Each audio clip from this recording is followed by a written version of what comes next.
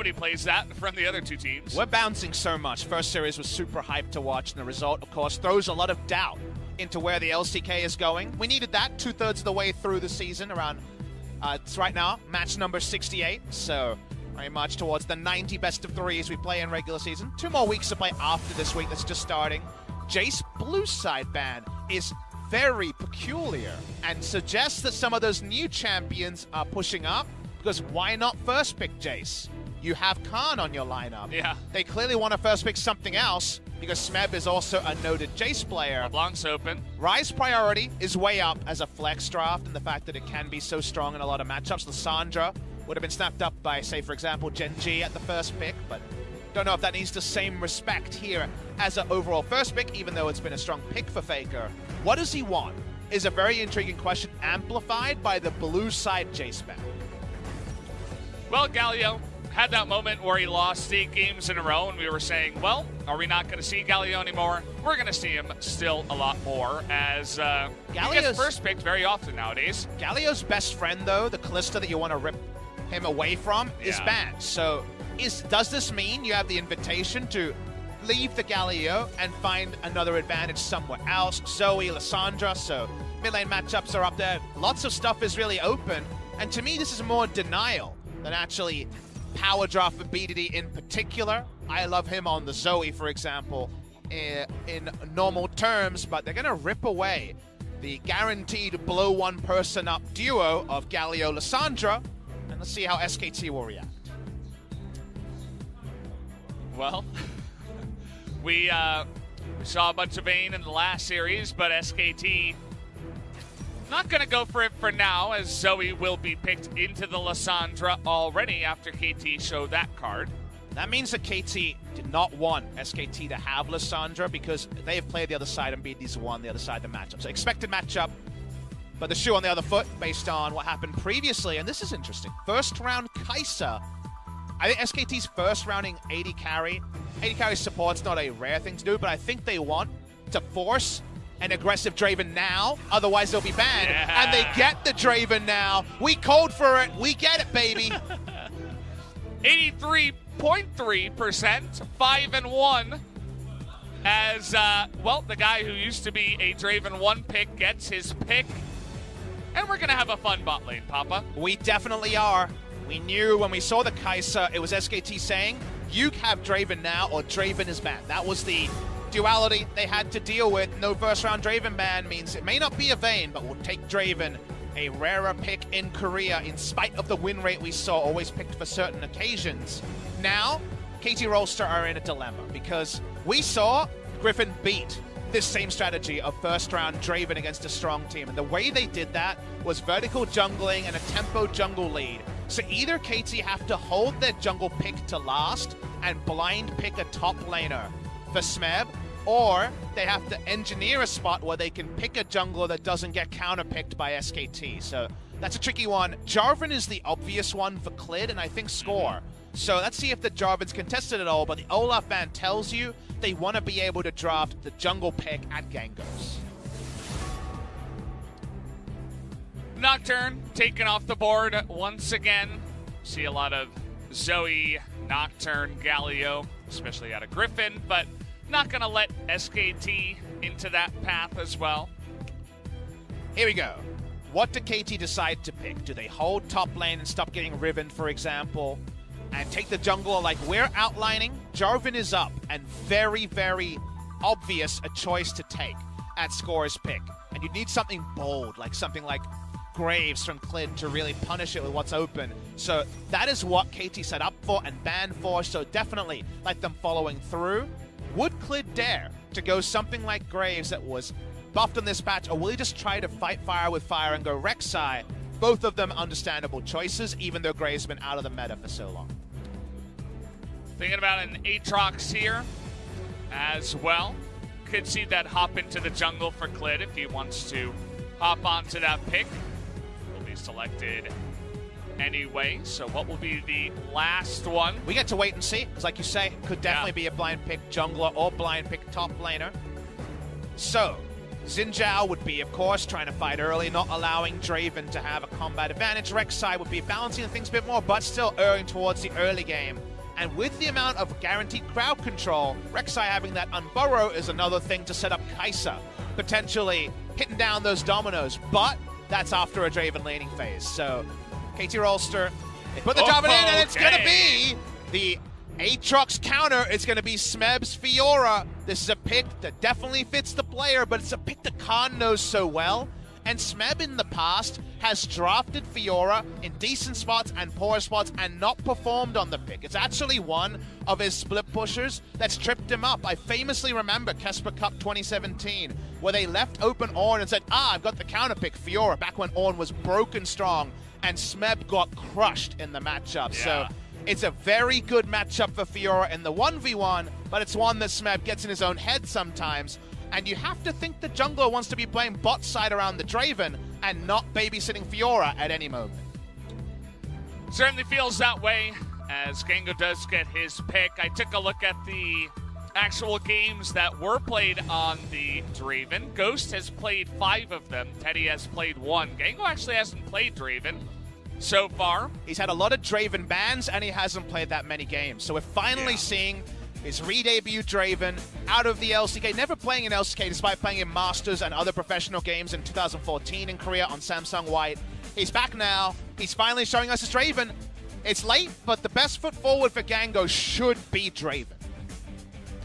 Should be. We'll see if he can actually pilot that to a victory here in Game 1, and especially if KT took Game number 1, then really anything could happen. I said that I predicted a lot of 2-0s this week. Well, so far correct. Yes, wasn't expecting it to go that way in Game number 1, but can it happen again? Another unexpected victory. Smeb on the Fiora, Gango on the Draven. They're not playing safe anymore. These underdog teams are coming out to fight, and I can't wait to see if it works.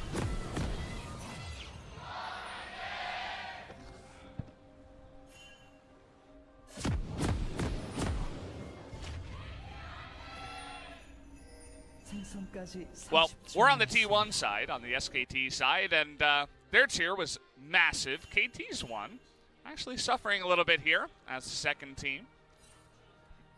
And it is, again, almost 15 years to the day. The first Telecom war happened. That was in StarCraft Brood War, May 5th, 2004. Technically, it is the last time SKT and KT will meet, given that SKT will be renaming to T1.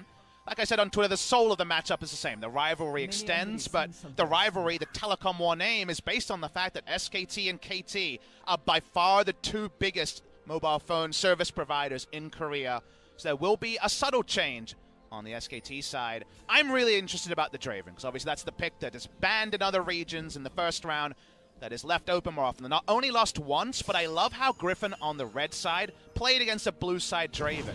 They had Galio in the first round with their AD carry, which I believe was Lucian, and then the moment they saw Draven on the blue side, they instantly locked in Braum, didn't have a Galio flex, and punished from level 1. Vertical jungling around the bot side, got both the Draven summoners. Draven never got to have the comfortable laning phase. This time, KT have the Braum, the level 1 is a lot more passive, and this should be some breathing room for Gango and Snowflower to do the thing that Draven is oh so known for, lane domination.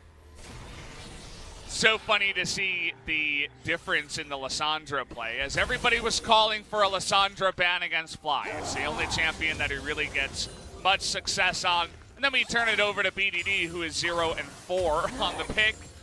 Definitely not a good look, but we'll see if he can pick up that first win here in this matchup. That's why you and I said it felt more like a denial Lissandra than, in fact, a power pick Lissandra on the side of KT. And when you see, you're going to go Draven, and you now have someone who can't get in your face and contest you reliably, it makes sense, right? If you're going to play the Draven comp, you don't want Lissandra in the hands of Faker to potentially pick away the Draven. So it flows, but the cost of getting the Draven has led to some issues when now you have Fiora, who should win if no junglers come, but with a target on her back, because you know Jarvan would prefer to get those catch-ins to ensure that Draven gets ahead. Because Draven from ahead, Draven from behind, very different predicaments.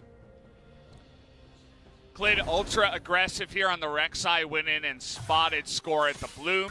took both Scuttle Crabs and then went into the jungle of Score. Didn't find him. Was looking for him specifically. Now looking for a play in the mid lane, but BDD's positioning is good enough to get away from that one. Really low kill pressure in the 2v2. I want to note, you would have noticed, it's press the attack, Rek'Sai. We saw this in the LPL when they were stuck on patch 9.2 for a long time. You would have presumed only Conqueror, but a second Conqueror nerf after the hotfix on 9.5, and Glid is going for a way to just inject early damage, and if you don't press tab and notice it, that bonus damage for the ally can be so important for the 2v2. And in a game where Fiora can snowball out of control, Draven can snowball out of control, the first skirmish around those picks with the Rek'Sai involved might actually be pivotal in which way the game goes.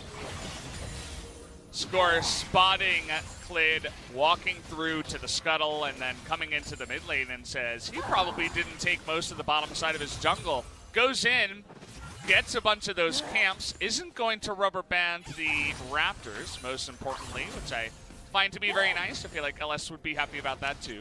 I think it's, in this particular scenario, an interesting one. Yes, Rek'Sai has the skirmishing advantage, but I give Jarvan, Lissandra, and their ability to get places faster the invasion advantage, and you have a Draven bot lane. So red side jungle is the jungle side that I would imagine Skull would invade around, and Jarvan has an ability to escape there. So I wouldn't have mind the rubber band to be able to play bot side. If this just means he wants to play top side, I worry for the Draven. So we can only know in hindsight, it is an intentional choice, like you say, made by the Jarvan. But if you play towards that, then you're playing top side, and Papa doesn't like it. Kind of a wonky lane situation here for Gango. You'll notice that he was missing 2 of the minions, and you point out on the minimap that Jarvan's all the way up at his Krugs, and that Rek'Sai could certainly be around here, so they were playing very safe for just a couple of moments as the lane was pushing, just to make sure they didn't get caught out in a wonky gank time. But actually, at the highest level, it tells SKT everything. It tells SKT that Jarvan's not bot side, because if he is, they're obviously going to greed for autos. It's Draven, right? He's always going to be looking to reset lane. He'll never allow a freeze to happen when he has spinning axes going. So it instantly told SKT, and the comms Mata would have said 100%. Go over the tape if we ever get it. That's going to be Jarvan top side. They knew that from the freeze, so they're giving information, and it's around an area where KT should be strong.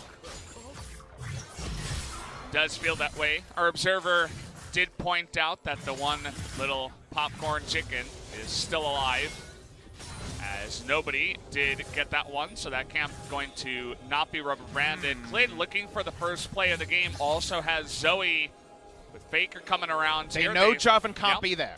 They spot him, and in we go. Smeb in a bunch of trouble, gets flashed upon, does riposte and flashes at the last moment, but it's not going to matter as Faker does pick up first blood in the top lane. And that is a squeaky clean dive, and it's something SKT, like we mentioned, should be complimented for on their LCK Spring 2019 performance that we didn't say about Griffin. SKT are very good at punishing in the early game, and the control ward was what I was trying to gesture to, Valdez, because it spotted Score so early. They knew from about 3 seconds before this replay, the Score couldn't be there. They've got the Aatrox ult, so this dive never fails. Riposte not on time, as Clid is too fast on that one, gets the knock-up, and Aatrox with his ultimate is able to tank it all up. And insult upon injury, Smeb flashes as well too late, so he actually plays that way worse than expected.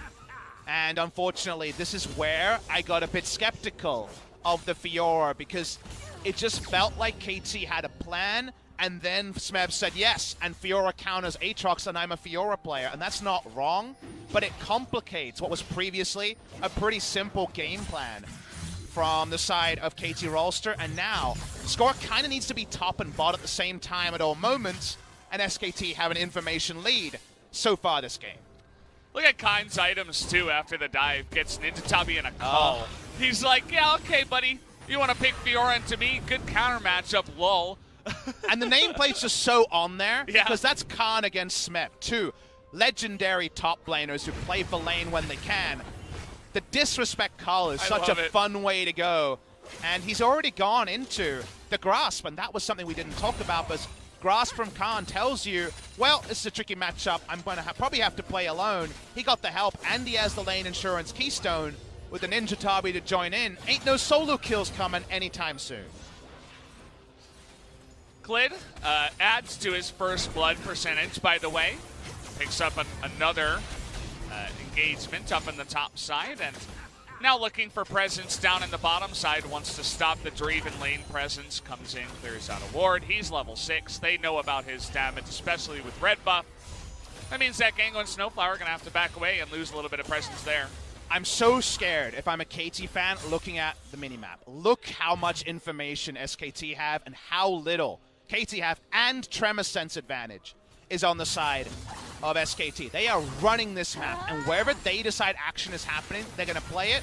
Why do you transfer all your power bot side? Now there's a whole lot of darkness, a permanent Nocturne ultimate for Gango to play aggressive around, and that means that Kai'Sa is opening up a CS advantage over the Draven.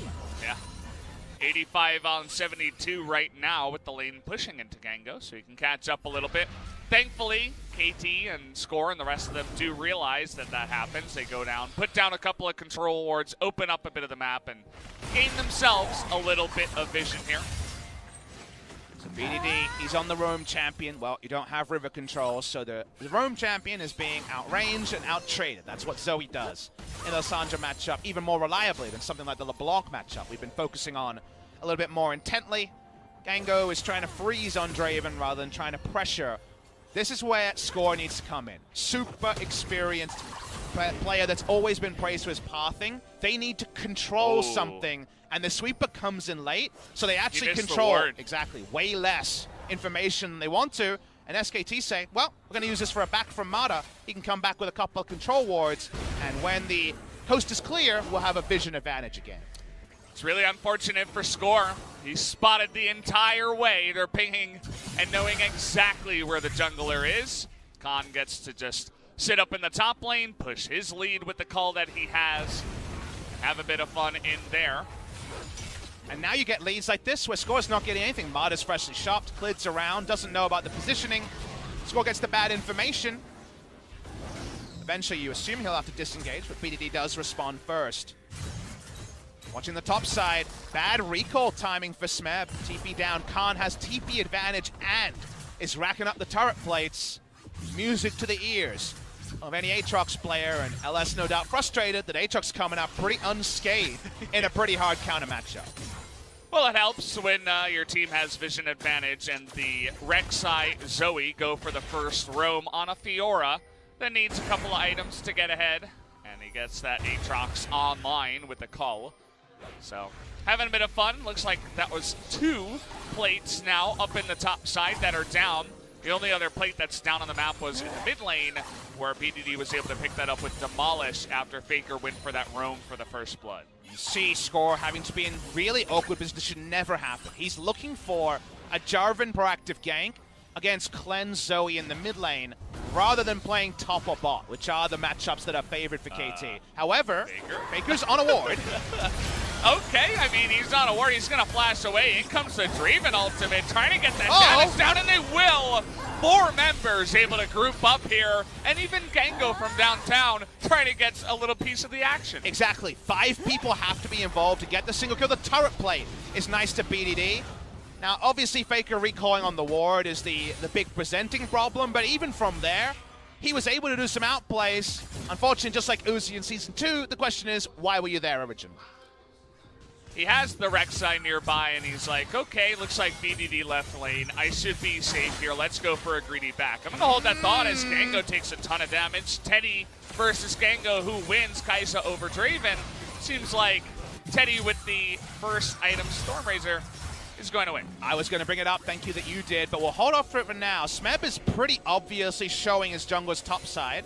Clid gets that information if Score moves, but no, he's unborrowed, doesn't know yet. Oh, TP's even coming in here as Clid, kind of an awkward position for him. Does he join? Looks like maybe they're just going to sacrifice Khan as he has World Ender and gets away from 3 people very easily. And with the information and Mata roaming up, they'll get the Rift out under the noses of KT as well. So this time they invest just as much as they did to get 1 kill, and they don't even get that kill, Valdez. Yeah.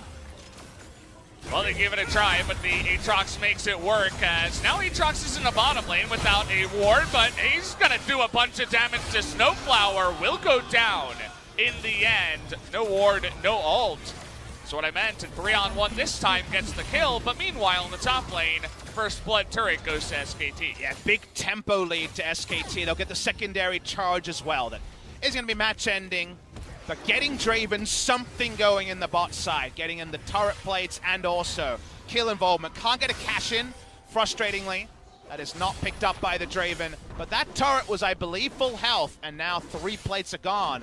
So you are being able to take a lot of turret damage onto the side of SKT. Maybe even the turret. We'll wait and see. Kai'Sa a long way away, so it should go down. Smeb and Gango here going to split the gold and call it even. Like about 255 to each of them alongside the plate as, yeah, backing on a ward. Faker got in a bit of trouble. Yeah, Clid was unburrowed as his play started as well. I don't think it would have changed anything, but just an observation. Faker really nice on the photo jump timing there, but as we know, all good things have to come to an end. It was, in fact, all the turret plates taken in one fell swoop. Khan with a pretty proactive TP.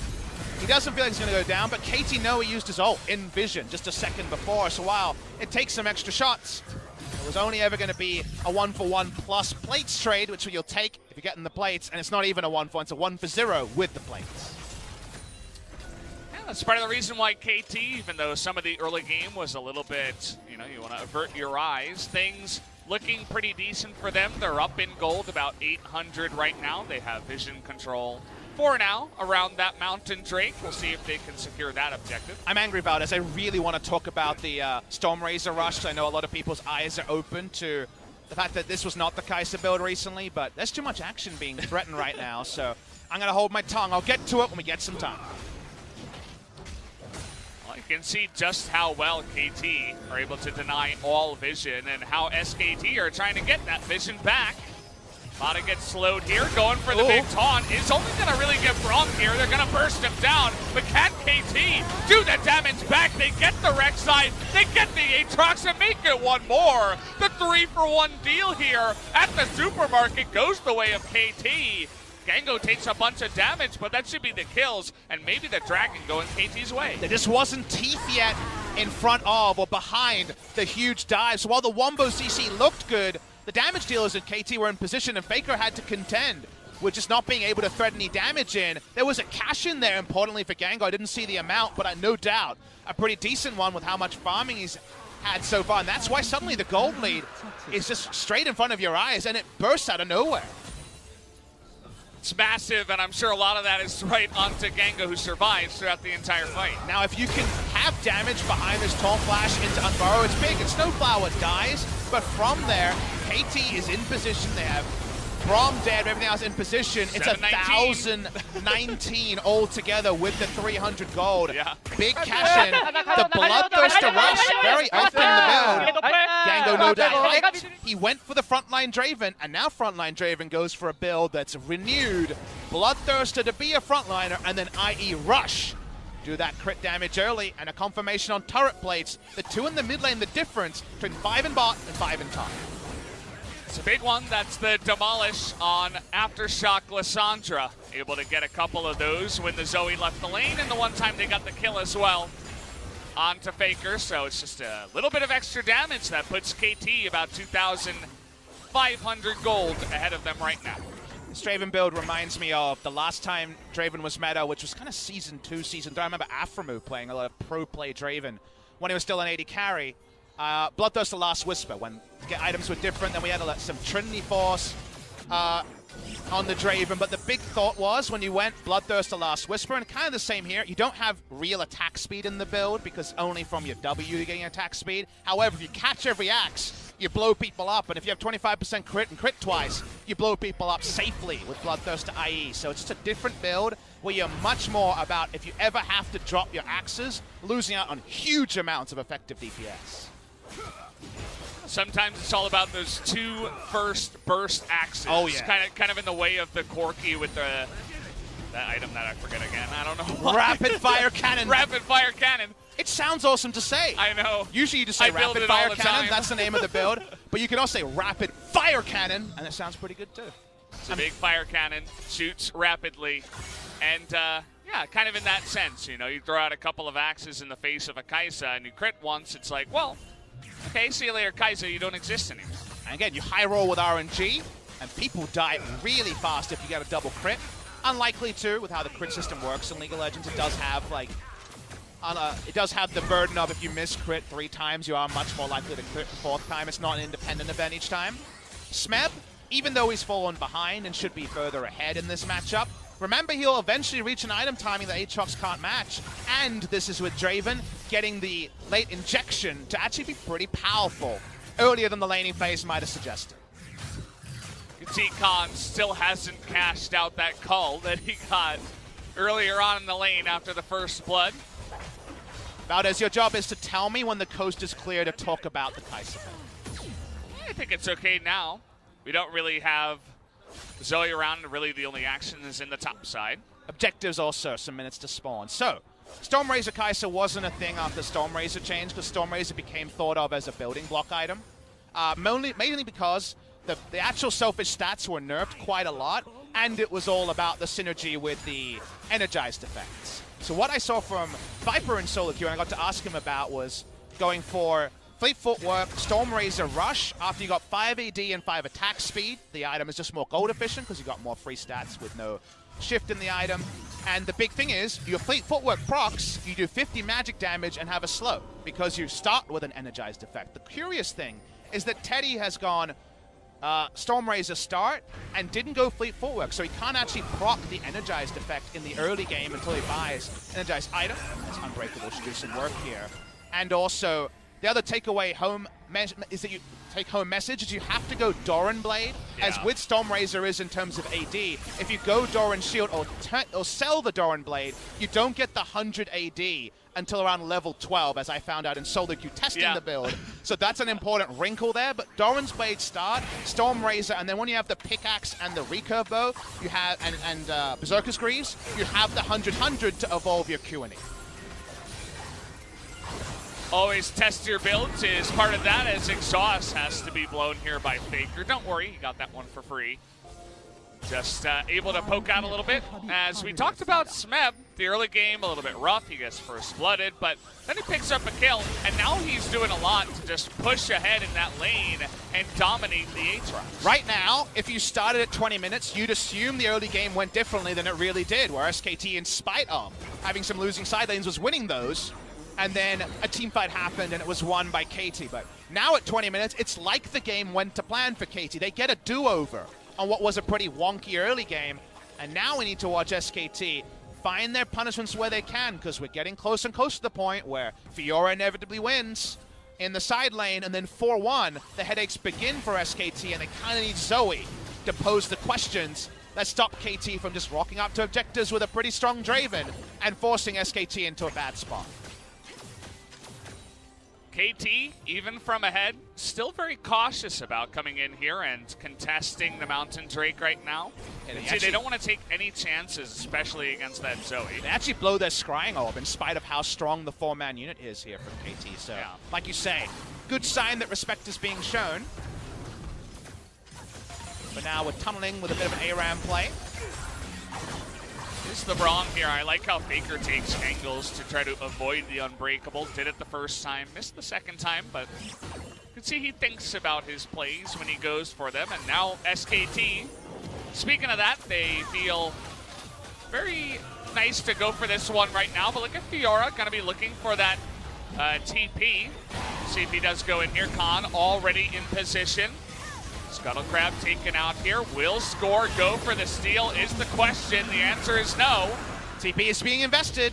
TP comes in, and now they know that Smeb is right behind them. In goes Snowflower. Gonna get a really nice taunt, though, there from Mana. And Smeb, though, stays alive just barely for a little bit, but does go down. Mana, nice stopwatch in the backside. Khan trying to go 2v1.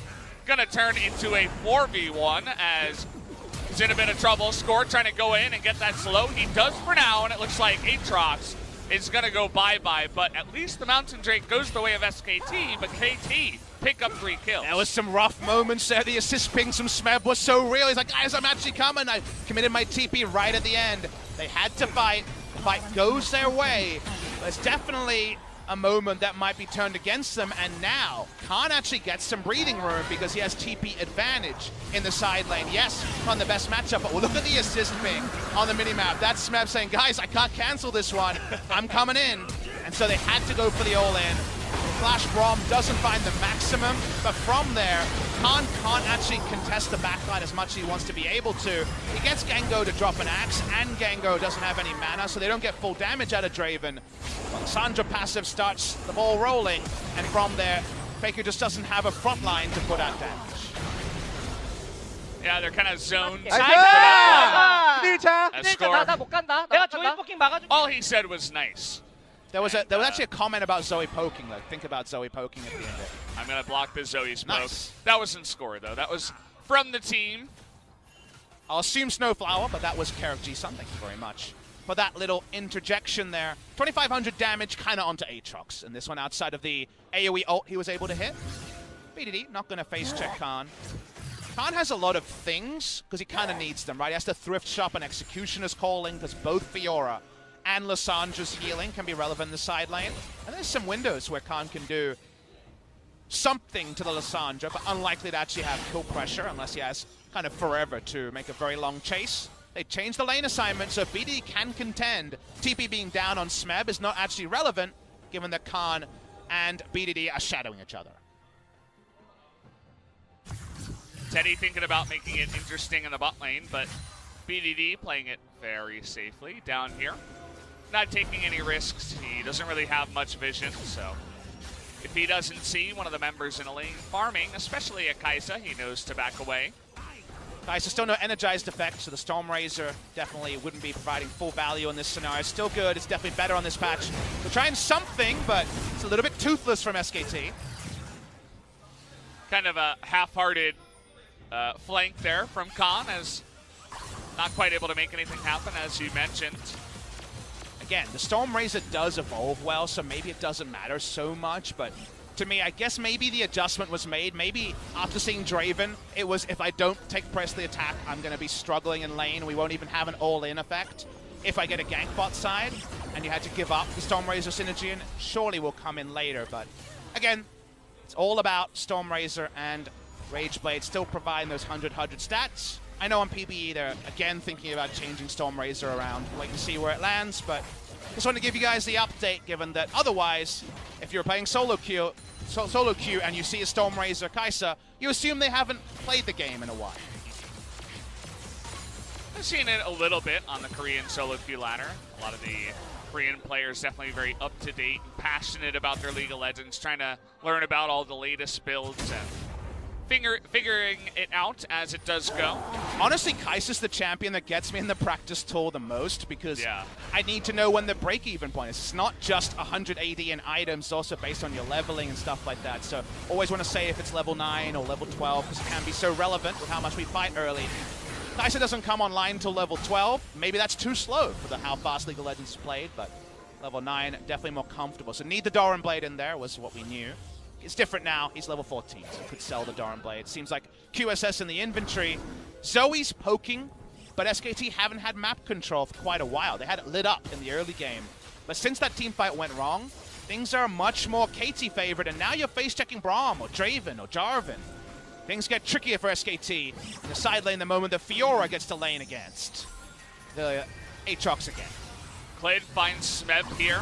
Not going to commit to anything really. Wants to back away, doesn't want to be choked off there towards the top side. And you can see once again Teddy trying to make things interesting down here. The piggyback ganks that double TP members can do, but also the Kai'Sa in general is known for swooping in as possible. Lissandra that far away from a turret can be chased and killed. It's not mid lane where the glacial path is basically the entire lane, so is some kill threat if they're called in. They have the Executioner's Calling to not allow self-ult to be the answerer, but you give away some Baron control for that. They don't want to risk it. Start of some attack speed coming through from Gengo, and certainly Mountain Drake has no threat on a Draven with Bloodthirst. He's just going to solo it down here. No real vision for the side of SKT, as down it goes very fast. He can smite it himself. In case you're wondering at home, about 310 Adoration stacks on the Draven right now since the last cash-in. So the payoff there. If you win the next team fight, yeah, that's almost full build Draven, right? At this point, getting closer and closer to it. 3 items done. Rapid fire cannon for the poking axes. I remembered it that time. I was waiting for you to see if you were going to say it, but then I was going to let it happen, let it fly. This has been a surprisingly good, what's the word, stabilization from KT. I think it's worth pointing out that it was because SKT kind of overfought a fight they didn't need to take, and then it ended up giving the lifeline to Gango and the rest of KT. I thought SKT were pretty flawless in the early game, but at the end of the day, we're coming off. Griffin being 2-0'd by Genji and KT in the same predicament down the bottom. They can find a match win here. It feels like both the teams got bonus wins. They just couldn't have even hoped for. Yeah. Smev going to be brought back as Khan's thinking about it, but it's level 16 to level 15. Generally not a moment where you're looking to fight, but Khan has other thoughts as he is very confident in that lane for now. Picked up his death stance. And a lot of his team is nearby, down towards the bottom side. I'm interested to see how Teddy plays towards his items. He's gone Hurricane, which as we know is about AoE teamfight damage. But you consider the fights he's opting into. Draven Axe, goodbye health bar. Lissandra threat, trying to get out of there with a cleanse. Fiora gets on top of you, Jarvan trying to get out there. How often do you hoover damage against this comp in a 5v5? Not that often. However, what do you have on your team? You have Aatrox with a stronger flank teleport, with timings swooping in late, and a Galio controlling space. You can understand what that fight looks to, but if the fight goes how we're outlining it earlier, then you feel bad about the Hurricane. So if you're going to build Hurricane, it is an awesome item onto a Kai'Sa in the best case scenario, but a lot of conventional logic suggests these fights are going to be very tricky for Teddy to get full value out of the Hurricane. See if he and the rest of his team can make it work as Gango is soloing the Baron, guys. Can he do it? I think the answer is looking like yes. They had to check it. They spotted it. Wow. You feel so pissed off. I'm going to say that out loud if you're Gango. Because, like, really? I was soloing it. Everyone else was in vision. I mean, he can do it. That was pretty heads up from SKT. Yeah, I know. Smart for them to actually check that one, especially with a lot of members on the map still. Trying to make it not look obvious maybe makes it look the most obvious. No unbreakable here. That was a very next level. The best blue trinket you could imagine. One person, we didn't see how he entered the pit. If he blast planted over and they checked it, he must have. Right? That's just Bazinga right there. That's awesome from SKT. Yeah. Faker's been really on point. I have to say, his trouble bubbles are big, and the damage, though, is not big as Faker goes wide on that one, picks up a flash from Score. Oh, interestingly, both of them used flash in that play. Faker used his flash. I didn't see if it was the first battle star or the second, but was trying to get the damage in there. Didn't get it. I'm surprised that led to a trade of summoners. Score was for sure spamming his D key or F key during the revive there. As we know, I'm a noted Delasher. He's not a Delasher. Are you a Delasher? No, of course not. You're a flasher? Yeah. I'm going to call the cops, man. No flashing on this stream. You better call the cops on Score, too. No, I refuse. Flashed away. He lived with his flash, not his Delash. He is 4-0-3. Thank you very much. Well, Score and Faker are the two old hands. Their summoners are down. Everything else in a pretty good spot all the way around. As you say, Faker's accuracy hasn't been so relevant because it's been those Galio, Braum, big frontline, I can't get any damage off moments. Here we go again. I feel like I've seen this before. This time he's got to stop one. Faker is going to cleanse away from that one, but it's not going to be enough. There you go. Gango from downtown picks up the kill, and now it's going the way of KT. Fiora gonna pick up the next one, and Clid all alone in here, not able to do enough damage. Double kill to the Fiora, and that should be Baron. They were baited by his accuracy, Valdez. It happens when you hit the skill shot you never thought you would, the hook that you couldn't accept onto the Amumu. They're on to Baron, and now SKT, they just have to push in a minion wave and hope because their Baron chances are 0. Absolutely 0 as KT gonna pick it up here, and Gango doing a little dance. Able to get another kill and even more gold into his pockets. That Draven getting real scary now. And you know the Fiora that was behind? Then she got some kill involvements. Now she has Baron, and she always outscales Aatrox, so that's a bit of a scary side lane that LS is so happy about this. Aatrox is primed to lose this game. We get the replay. Everything LS says comes true. Remember, on the 13th time, just like last time, Jeanette get involved indirectly in that Griffin woe. The stopwatch bait here is masterful. Master tier bait. Gango from downtown gets another 900 cash in. Another stopwatch saves BDD. I gotta say, I feel like Gango buys his lottery tickets. Draven is all about the lottery tickets. You're hoping for a payout. Comes out a second time. They're feeling pretty good. KT's loud during their practice every time. Smeb especially is the chief offender. How many times do we sit here for mic check and hear Smeb just hooting and hollering in practice games, and Snowflower and friends around them? KT know they're in a huge advantage and everyone can read it. 9,000 gold, Infernal, Baron, and they're Draven. If you count stopwatch as completed item, and it feels like one when it's used perfectly, that's 6 items. Yeah. Today feels like a magical day for some reason. Genty 2-0ing him, and Mono, what are you doing, my friend? You're just gonna get dunked here by the guy on KT. He's not even on Team T1, as down goes Khan from his World Ender, has to back away, and everything is falling apart here for SKT. Oh, they're so far behind. Smeb just kind of dies. Oops. They're going to get the mid lane turret from this. Smeb needed to be a little bit more aware of what was happening, but they're pushing 3 lanes. They're still getting plenty of these inhibitor turrets. Baron pretty good when you're this far ahead as well, and well, 2 inhibitors going to be nice here. Can Faker and the rest of them find something on the backside? Teddy surely going to be looking for that moment. There he finds it, but he can't get the kill on a score. And Gango is still frontlining, has to cleanse. Has the Knight's Vow on him. Clid trying to chase. Remember those outnumbered fights. Can be 5v4 with the hero's entrance available very shortly. Clid just stalking them down the lane. If they don't chase now, they probably straight up lose the game. It's right to chase and try to get a big play with Unburrow and also the hero's entrance. Too late. Everybody gets away, and well, KT lining their pockets. First time these two teams went head-to-head, SKT dunked them. 2-0 was not close, but today is a magical day.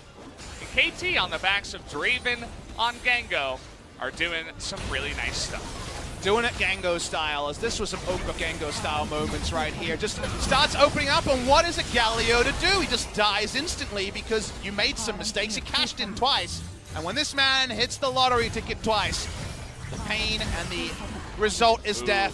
Smeb chases on to Khan, and this is just... It's a nice riposte, but this matchup is so heavily in Fiora's style. Even early game after the Aatrox nest, it's level 18. He gets to riposte all day. And then Smeb is like ultra overconfident, says, hey, I can 1v3. No, you can't. You're good against Aatrox, not against everybody else. Need a couple more items until you can do that on the Fiora. He's getting close.